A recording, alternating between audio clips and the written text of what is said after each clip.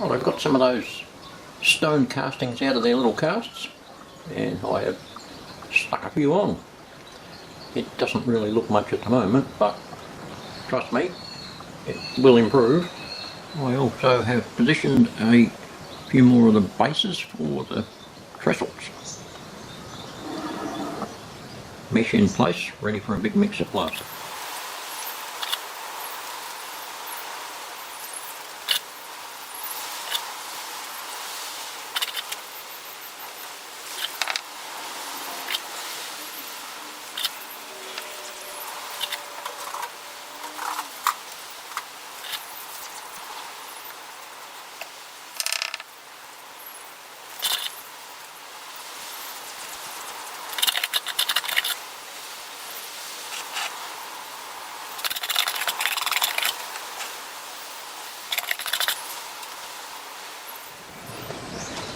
I'm using my linker system castings to make little stone bases for the trestles.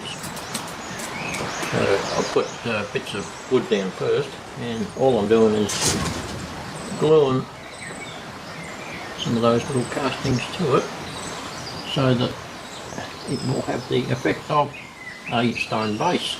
This one here I've put quite a high one in there for that big tall trestle there, and the others I'm just going to use these little half height bricks and glue them on all round.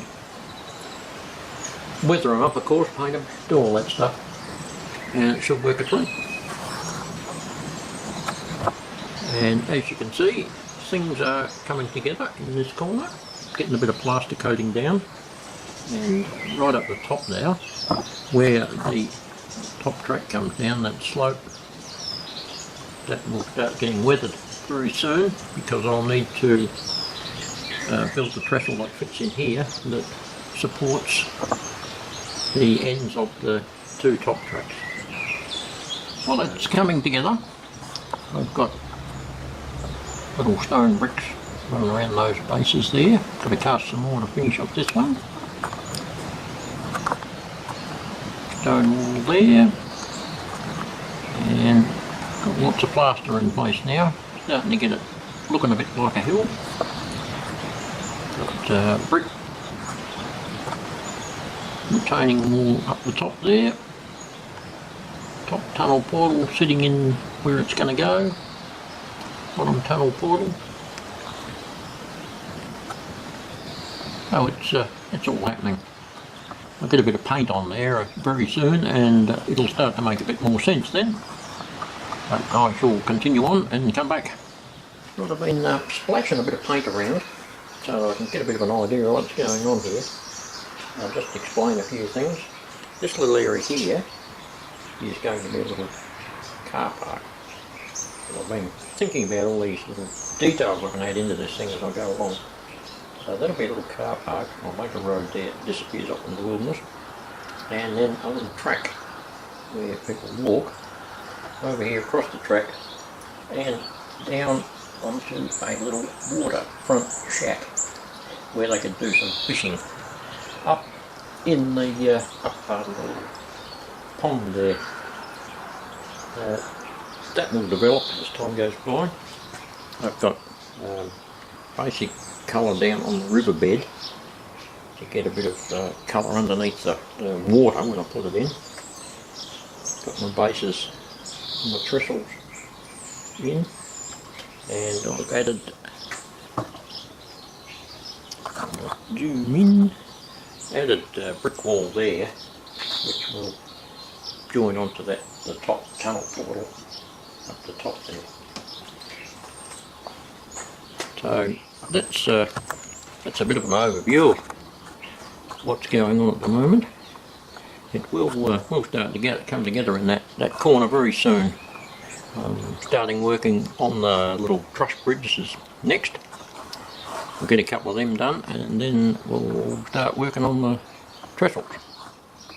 But just to make things just a little bit more interesting, this trestle is higher on this side than on that side over there where it goes back in, because it's a continuous climb, of course. From underneath there it comes up and around and then back, and it goes back over the top of itself. So this trestle has a certain amount of gradient, and I worked out I need to drop it about 15mm from this side to this side.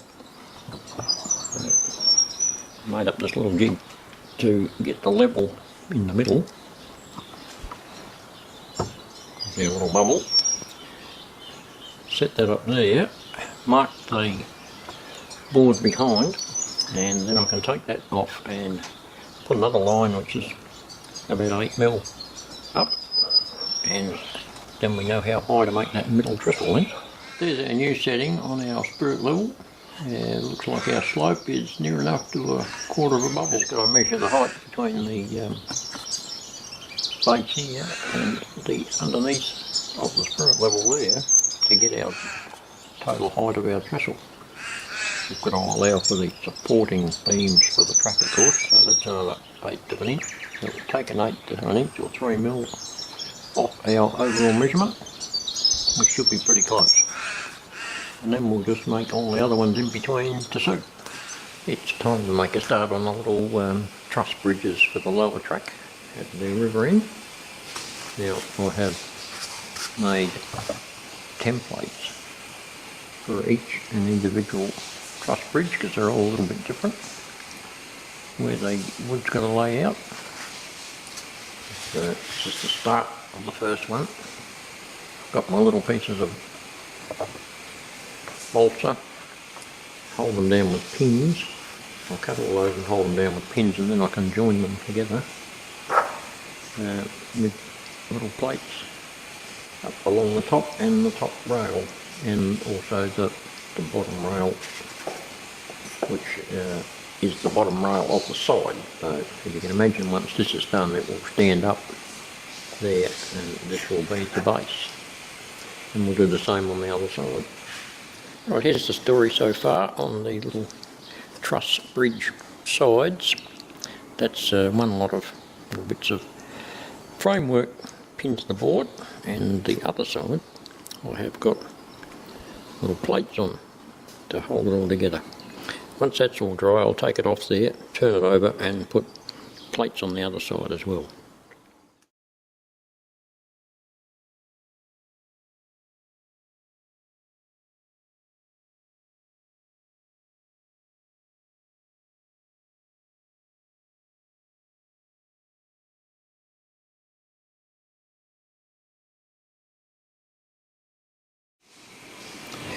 I've finished the two side trusses, longer one and the shorter one. That's the inside. It doesn't have those on the ends because they've got to join on to that bottom beam here and here each end, which is part of tying them all together like so.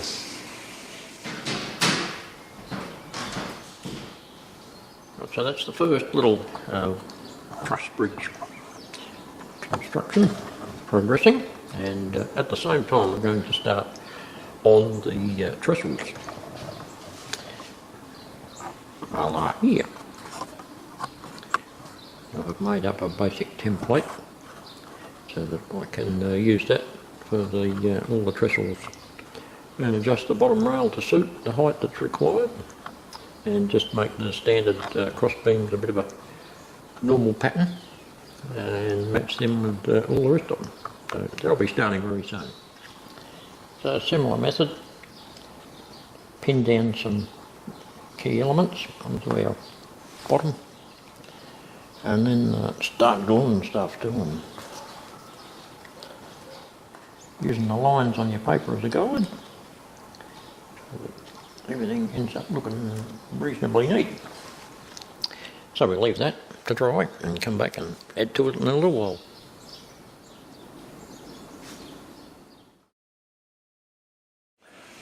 Our first little truss bridge section is ready to take out into the train shed and test fit where it's going to go. And also the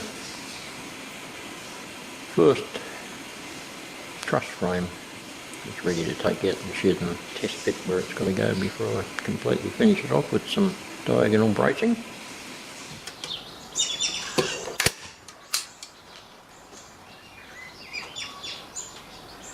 Just going on with the scenery basing. Something for the plaster to sit on. This bit up here will go up over the mountain here with all the tunnel portaloos up the top. Yeah, we've just got to keep piecing it together slowly. A bit of a test bit.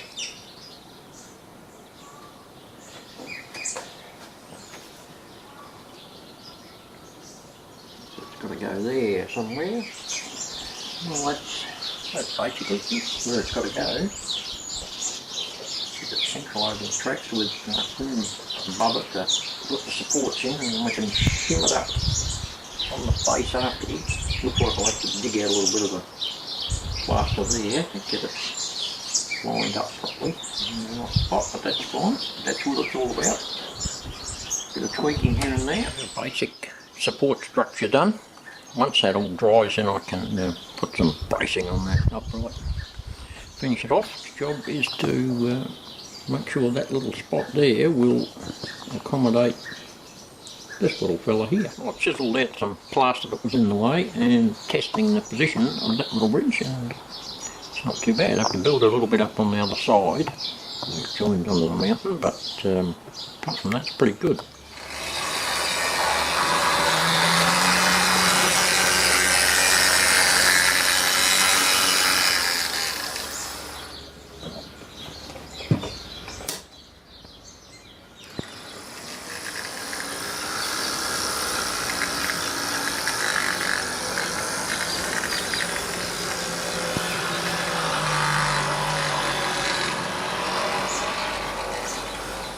Got a bit of landscaping happening underneath where that first little truss bridge is going. I'd better get it done now while I can access it, rather than wait for it. It might get a bit awkward.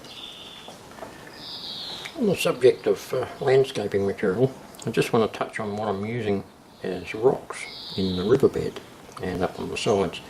They are actually, it's river sand from the upper reaches of the Glenelg River, which is not all that far from here. They, during the summer season when the water's low, they drag the sand out of the bottom up onto the shore and let it dry out, and then they put it through a screen to screen out any big lumps and whatnot, and they end up with river sand, and that's used quite often for all sorts of things, including landscaping on model railroads. And what I do is I've got a big chunk of it, because we used to keep it where I worked at Gambia Earth, and put that through a flour sieve as well, so that only the smaller stuff comes out. I use that for ballast because it's very, very close to scale size ballast.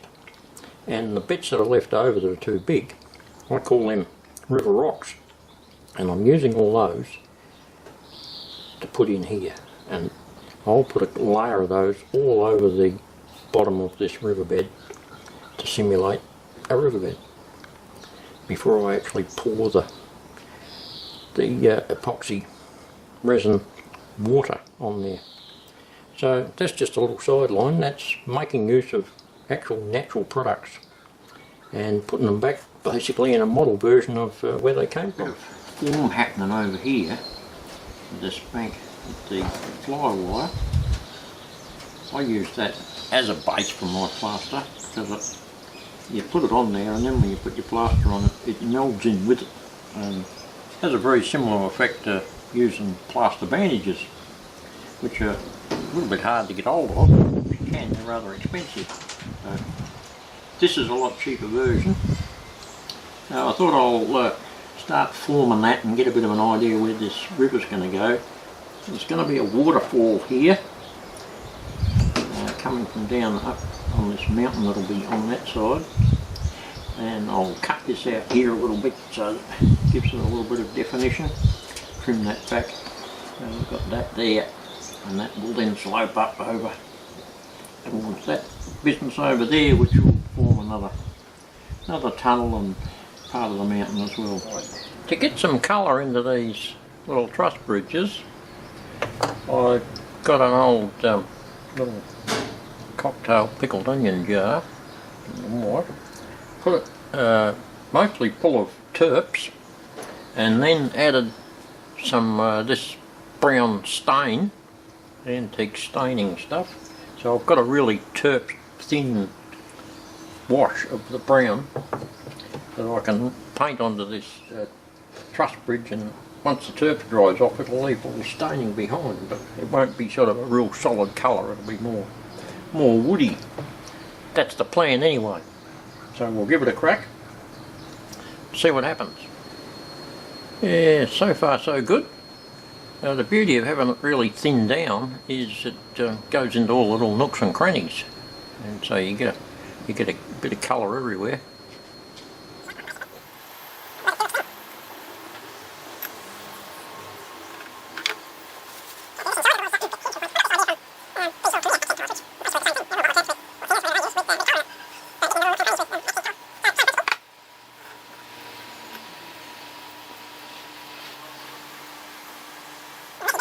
Oh, there we go.